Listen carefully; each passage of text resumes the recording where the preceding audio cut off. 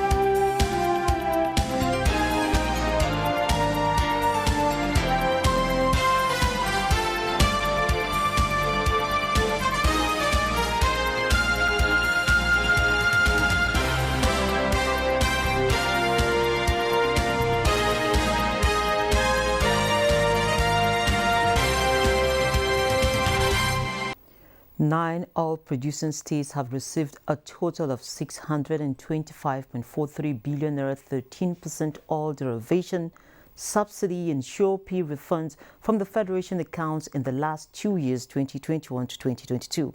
A statement by Garba Shehu, Senior Special Assistant to the President, shows that the states received the refunds dating from 1999 to 2021, and they are Abia, Akwa Ibom, Bayelsa, Cross River, Delta, Edo, Imo, Ondo, and Rivers.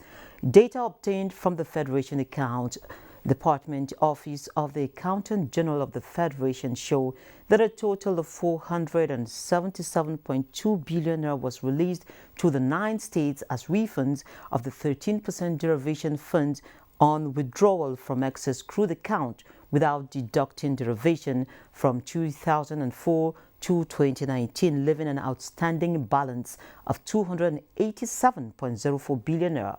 The states also got 64.8 billion naira as refund of the 13% derivation fund on deductions made by NNPC without payment of derivation to all producing states from 1999 to December. The benefiting states still have an outstanding balance of 860.59 billion windfalls from the refunds, which was approved by President Muhammadu Buhari.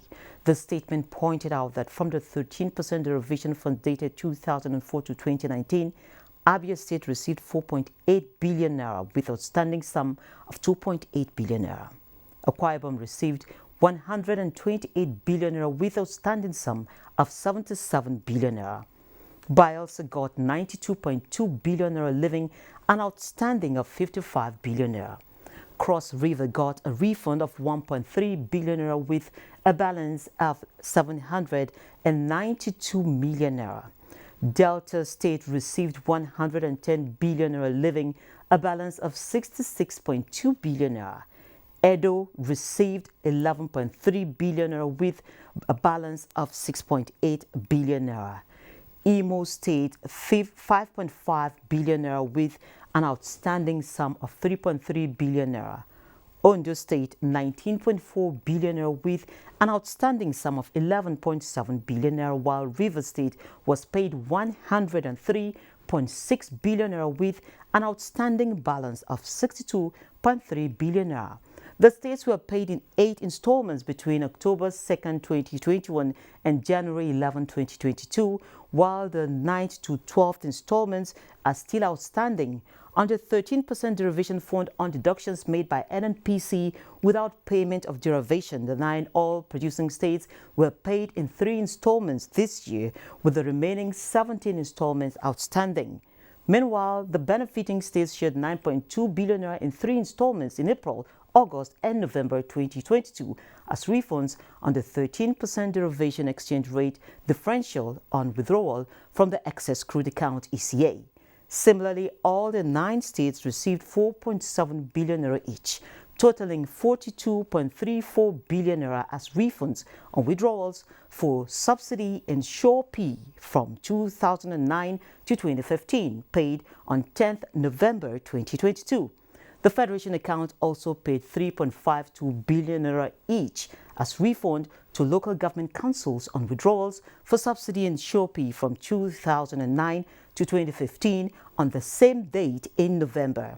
The statement adds that President Buhari considers it a matter of honor and decency that debts owed to states or anyone be repaid and in time without regards to their partisan political affiliations. The President will continue to render equal service to all the states of the Federation and an acknowledgement of these by Governor Nyesom Wike of Rivers State, and the orders is not out of place. The refund is to the oil-producing states and it will continue.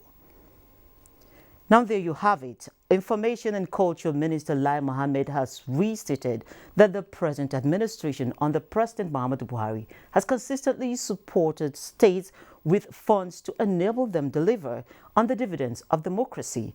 Anthony Forson reports that the minister stated these at the 6th edition of the PMB Scorecard Series 2015 to 2023, which featured the Minister of Finance, Budget and National Planning, Zainab Shamsuna Ahmed.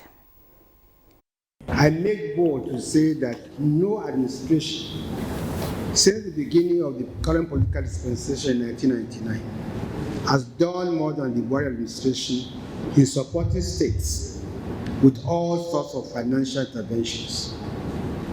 When the administration assumed office in 2015, at least 27 states could not pay salaries. Imagine what would have happened if Mr. President had not offered a helping hand without discrimination to the states. But for Mr. President, most of the states would have been plunged into serious socio-economic crisis with their consequences for the country. We continue to generate revenue on a monthly basis, and these revenues are distributed at FAC.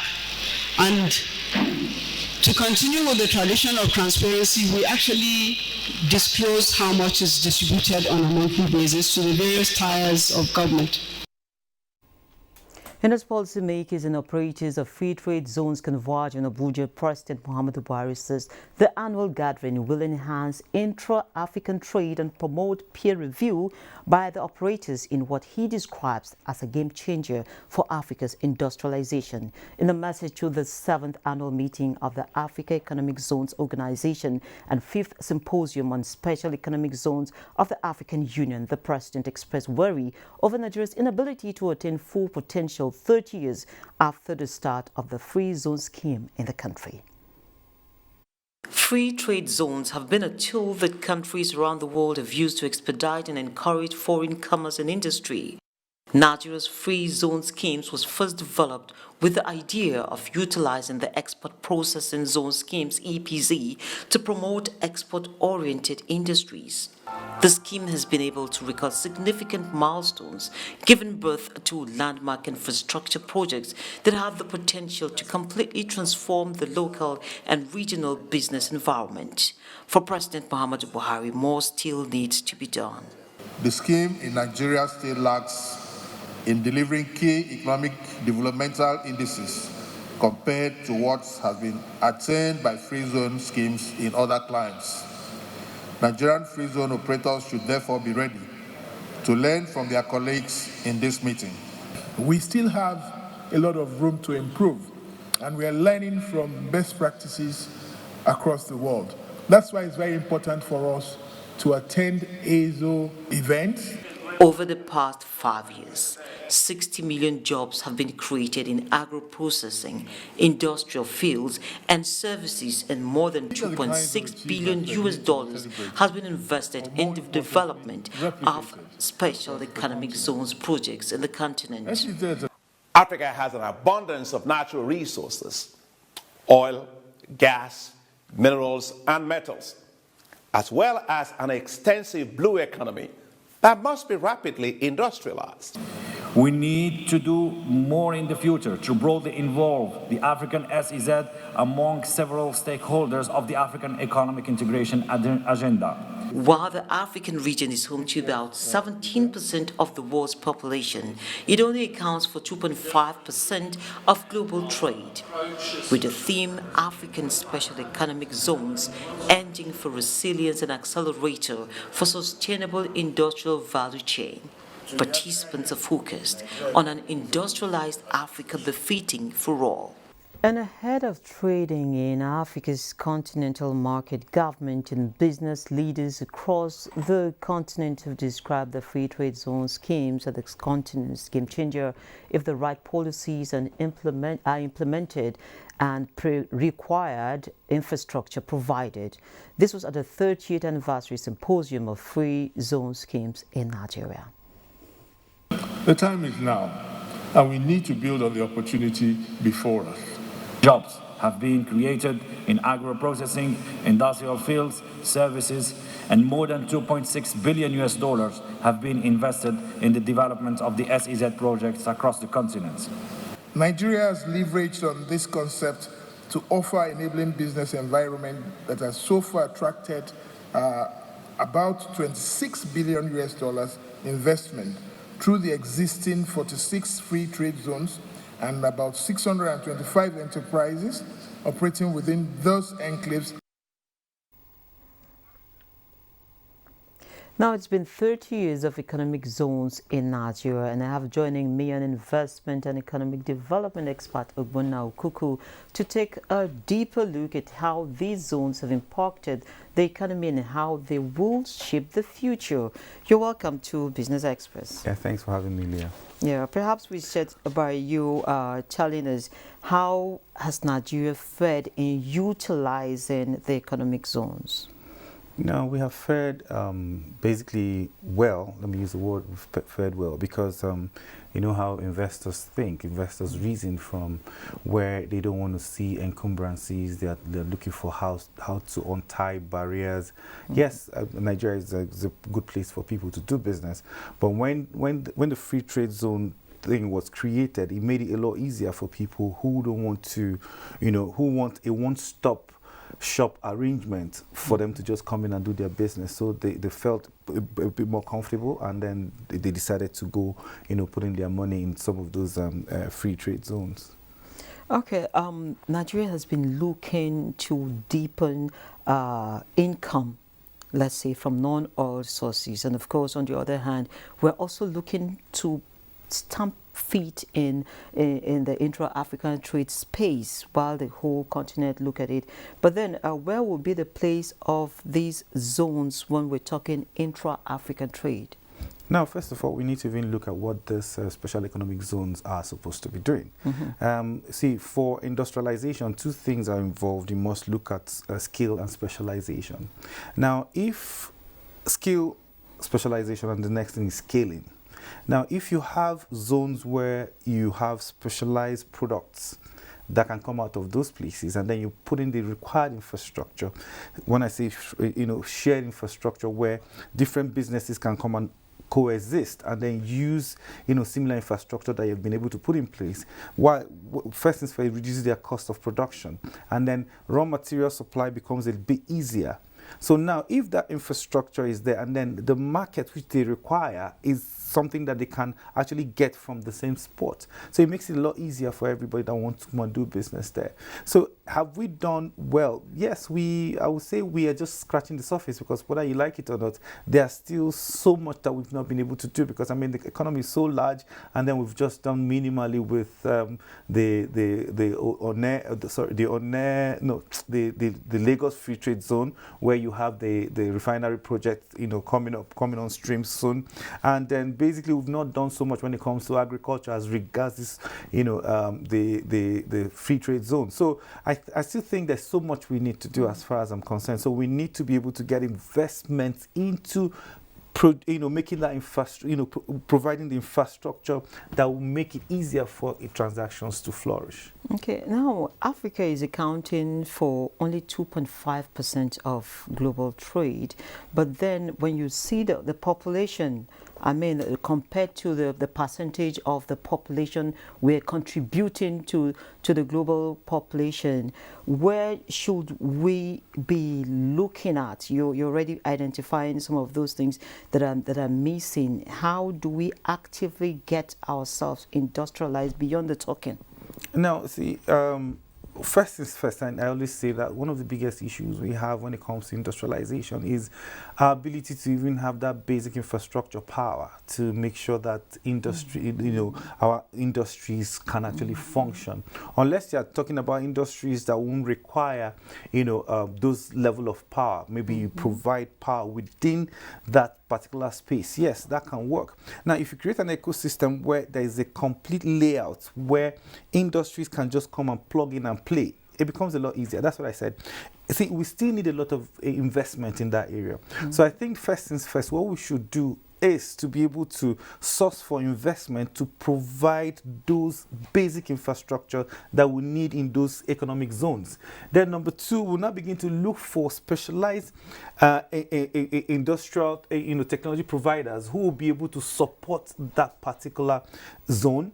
Then number three, create products, financial products that will be able to accommodate or be, that will fit into those specific industrial zones or whatever the products that they are going to be focusing on. So the markets, like I always say, if you have you're able to reduce your cost of production, now market becomes a lot easier. I mean, access to market becomes a lot easier, because if people know that if I come to this place, I'll be able to find this at a cheaper rate, why not? I'll definitely go there. I'll go there and do business. So our contribution as a continent becomes a bit more difficult, because that basic infrastructure that we need to do in those economic zones have not been done. Countries like China, India, they've invested so much in this particular space, but we have not, because we're still looking for monies to do basic railways. We're still looking for funds to do road, So for me, to do a seaport, a deep sea port, you know what that will cost? So you need another, a more creative way of financing a deep sea port for you to. No state government, no federal government cannot even bring out that kind of money. Where will you get that kind of funds from? So where should the funds come from? The funds will come. Okay, look at a country like Singapore. Singapore, there's a place called Jurong Island in Singapore. It's actually a basic example that they need to understudy. What Singapore was able to do was to pull investment to a particular space, removed all bureaucracy, and then, as I speak today, Jurong Island has over $90 billion investment, investment, and they're all in oil and gas. Guess what? There's no well around there. The closest oil and gas infrastructure there is from Indonesia, which is about 650 kilometers to Jurong Island. What does that tell you? If you have such thing created in Nembe, in Bayelsa State, people will run. Is there. Yes, that's where the oil is. You can imagine they had to run a 650-kilometer pipeline from Indonesia to Jurong Island, and it's all basically oil and gas refineries, petrochemical plants. That's what you have there. So it goes to show that if there's an efficiency in your system, and if you don't forget, when it comes to ease of doing business, they always first Singapore, right? So that means there's something that they have done, which we ought to adopt. It makes it easier at that point in time when people see that they can actually come and put in money in your economy, and then the money they can, at the time of exiting, they will be able to exit stressfully.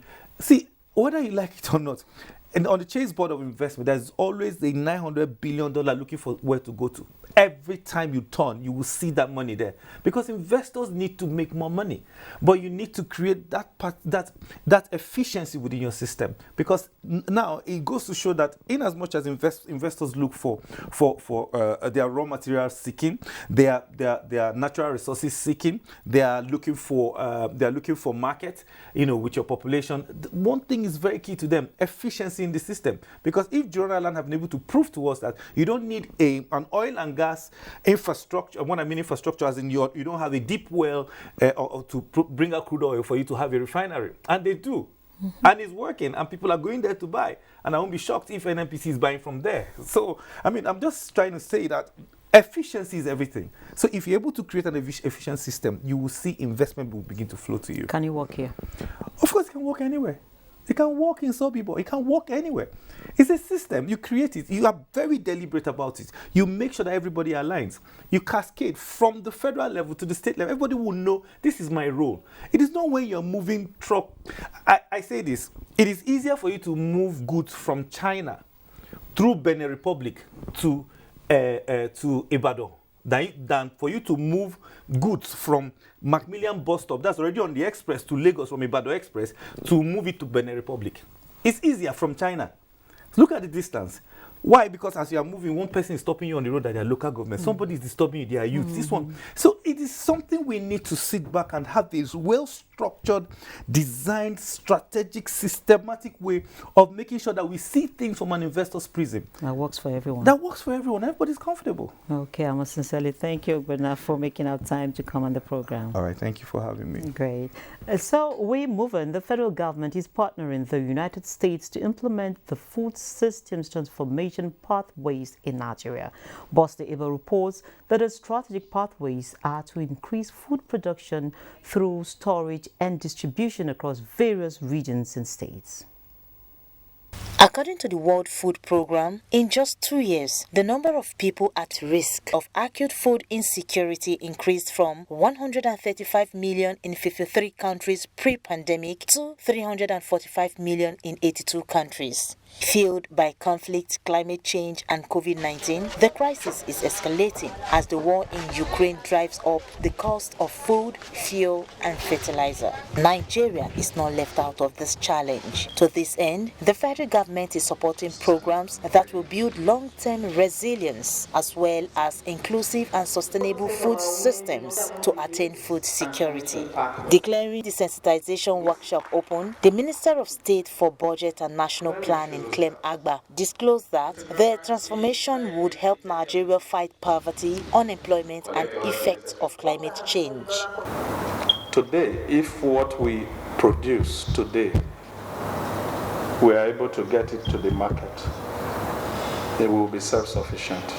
If you increase your acreages today without changing and ensuring that there is access to the market, we will still be in the same problem. Stakeholders at the event re-emphasized the important role of the public and private sectors in achieving this mandate. We need to transform ways in produce, in which we manage harvests, but also in which we consume food, because there's a lot of wastage. The government's vision is in line with the Sustainable Development Goals and Agenda 2030. And of course, Nigerian stocks seems having a positive outlook today after closing the week at 48,154.65 basis points. And of course, the market is ending on a bright note, the very first two trading days of December. But Boss today, Eva, will be bringing us updates from the global stock market.